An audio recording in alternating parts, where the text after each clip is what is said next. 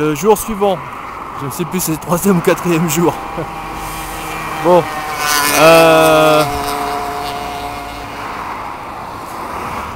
Un tout petit peu plus bleu quand même. Hein. On verra la différence. Ce matin, en me réveillant, mes enfants et moi, on éternuait, on se mouchait. Le nez qui coule, ça picotait.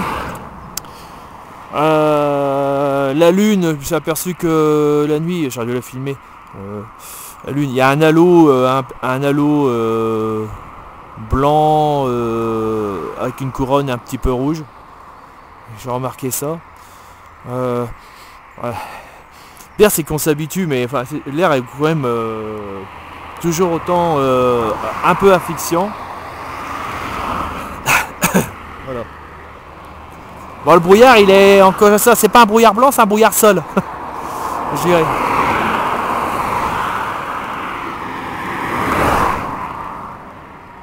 Ok.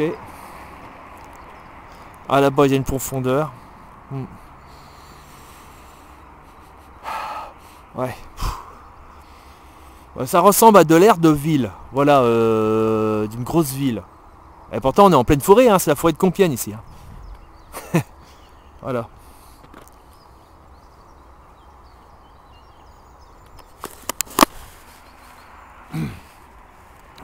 Bon, ça fait un moment que j'ai pas filmé, que je voulais faire voir les conditions que nous vivons en 2015. Là, on est le 23 avril.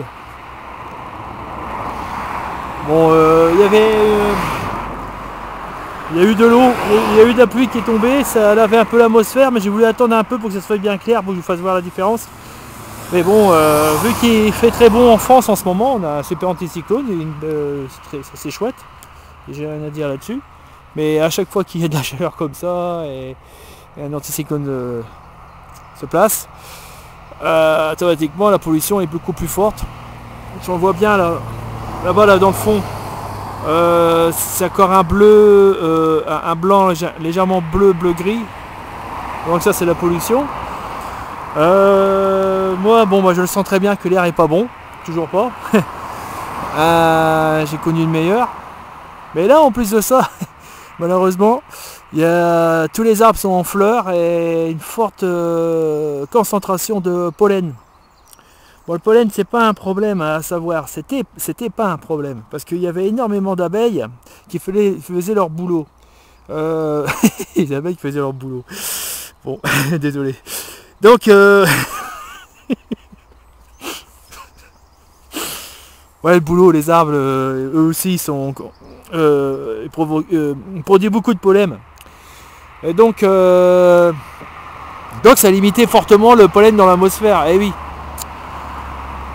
Étant donné que là, ils ont disparu par l'agricole de chez nous, qui utilisent toujours fortement les pesticides, herbicides. Là, ce matin, quand je me suis levé de bonne heure, il y avait une forte odeur de chimie, je ne vous raconte pas, mais enfin, j'ai compris, hein, parce que les champs sont à côté de chez moi, ils vont dans le champ le matin de bonne heure ou le soir, vers 23 h, pour mettre leurs pesticides. Ils savent très bien que ça sent extrêmement mauvais et ils font ça pour pas être embêtés par les gens qui pourraient se plaindre. Et voilà, donc ils ont semé leur poison dans le champ. Je peux pas dire que ce sont des vilains, parce que étant donné que s'ils ne font pas ça, ils seront envahis par des insectes. Mais le problème, c'est qu'en faisant ça, ils tuent les bons et les mauvais. Forcément, les bons, vu qu'ils sont éliminés, comme par exemple les mésanges charbonnières qui font, je crois, 1 kg d'insectes par jour, par mésange, c'est quand même pas mal, hein. Le poids d'un insecte, ça représente une paire d'insectes. Enfin, moi j'ai lu ça sur un livre, si les informations sont bonnes. Donc, forcément, ils éliminent aussi les mésanges charbonnières, ils éliminent donc les bons. Le jour qu'ils vont arrêter, étant donné qu'eux ils ont disparu, les mauvais insectes, ils vont proliférer très facilement, puisqu'ils n'auront plus de prédateurs grâce à eux. Voilà. Question, comment ils faisaient dans le temps? avant que ça arrive les pesticides et herbicides. Comment ils faisaient? Bon, la question est, c'est pas les engueuler, mais il faudrait quand même quand même, c'est pas moi qui peux le faire. Je suis quand même pas. Je voudrais bien le faire, mais moi j'ai mis l'idée. Comment on pourrait les aider? 1. À les convaincre d'arrêter ça. 2. Trouver une solution pour le remplacer. Est-ce que par exemple, ils ne pourraient pas laisser des haies? Il y a les haies en ce moment, ils les coupent, les haies au bord des champs, je vous ferai voir. Les haies au bord des champs, par exemple là c'est un champ cultivé, et en limite de champ il y a toujours des haies avec des arbustes comme ça. Non, ils les coupent pour faire du bois de chauffage, pour se faire du pognon. Bon. Mais s'ils laissaient pousser les petits haies, enfin moins que les petits arbres, ça les intéresse pas. On peut trouver quelque chose, on peut trouver un arrangement. S'ils pouvaient laisser pousser les petits arbres et mettre des nids de maisons charbonnières, vous savez, des nids en bois qu'on achète. Bon, il n'y a pas que les maisons charbonnières, il y en a d'autres qui pourraient, disons donc, qui pourraient faire une reproduction de ces animaux. Le problème, c'est que ces animaux, il faudrait qu'ils se multiplient. Je ne sais pas, avec la mortalité, peut-être en 2 ans, ils arriveront à faire une bonne quantité de ces oiseaux qu'il y avait avant. Beaucoup. Et peut-être pour ça qu'avant, ils avaient beaucoup moins de problèmes avec les insectes. Il y en avait. Les insectes qui mangent leur récolte. Mais beaucoup moins. Alors, c'est pas une histoire de dire, ah oui, on va faire marche arrière. Non, non. C'est moderniser, s'adapter à la nature. Parce que le poison qu'ils versent là, c'est nos enfants. Ils vont avoir des malformations, des maladies génétiques. Eux aussi, à leurs enfants. En fin de compte, vulgairement, ils n'ont pas eu leurs enfants aussi. C'est toujours la même histoire. Ce sont des humains comme nous. Là, c'est une bonne idée, ça. Si vous avez d'autres idées, n'hésitez pas à laisser un message. Voilà, j'ai cette idée-là. Je ne voudrais pas de message de dire, ah bah oui, il parle mal le français, ou il écrit mal le français. Ça, je m'en fous. On s'en fout, tout le monde. Parce que c'est dommage de se mettre des barrières alors qu'on a des bonnes idées. Vous voyez ce que je veux dire? On n'est pas des profs de maths, on n'est pas des profs de français. Voilà. Hein, même que vous êtes français ou pas français du tout, mais les bonnes idées des personnes étrangères sont bienvenues. Et c'est souvent des idées qui sont pertinentes, qui sont très intéressantes. Voilà. Il faudrait que je fasse une émission sur la pollution des métaux lourds. Bon, ça c'est l'acier, c'est pas trop grave. C'est l'alu. Ah, ça c'est l'alu. Ah, ça c'est autre chose. Faudrait que je le fasse. Oh, du lichen. Bah dis donc. C'est beau.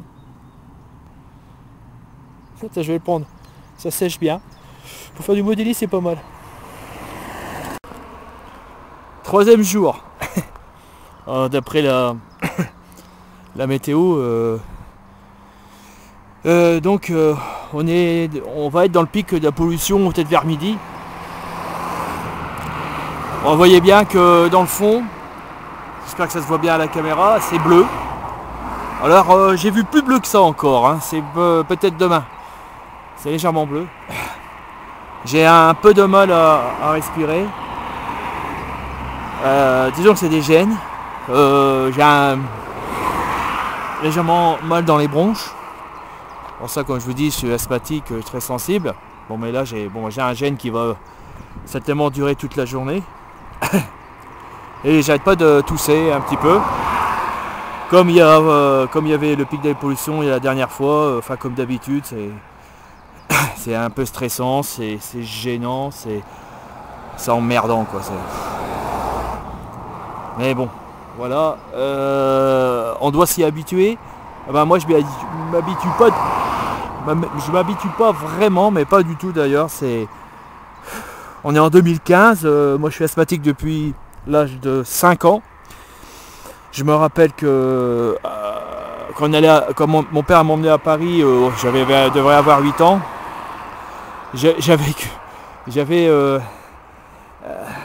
J'avais hâte de rentrer chez moi parce que j'arrivais pas à respirer à Paris.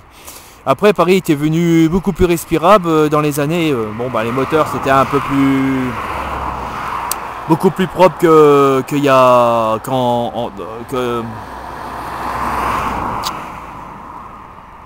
qu'en 72, en 1972.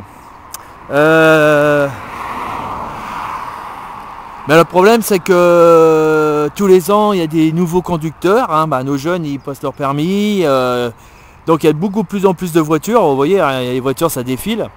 En 72, s'il y avait 2 voitures qui passaient tous les... Oh, allez, 5 voitures tous les 5 minutes, à peu près une voiture par minute. Là c'est beaucoup plus là, hein, vous voyez. Et pourtant c'est une petite route qui va dans un village qui a servi 2-3 villages.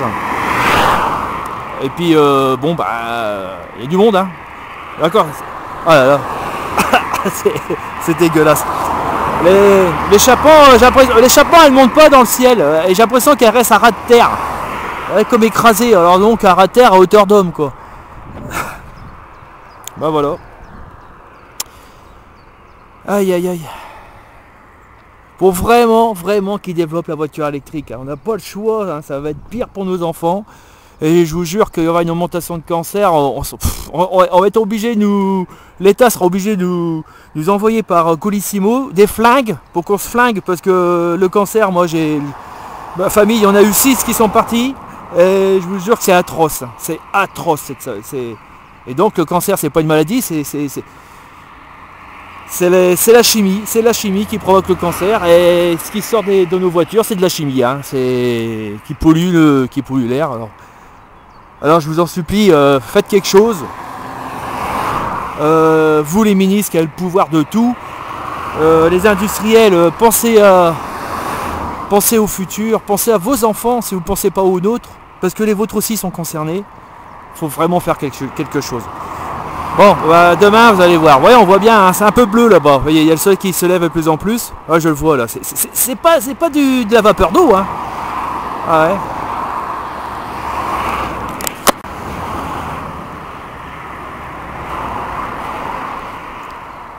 Deuxième jour, l'anticyclone est toujours là. Bon bah, c'est légèrement brumeux, un tout petit peu bleu pour l'instant. L'air est un tout petit peu plus étouffant qu'hier. Là, je le sens à peu près. Je le sens au bout de ma langue. C'est marrant. Ah voilà. Le ciel est dégagé, mais on voit la brume, hein, quand même un petit peu. La brume légèrement grise.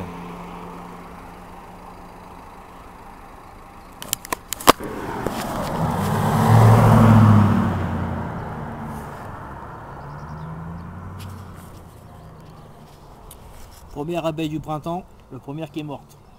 Et ça va pas être la seule, vous allez voir.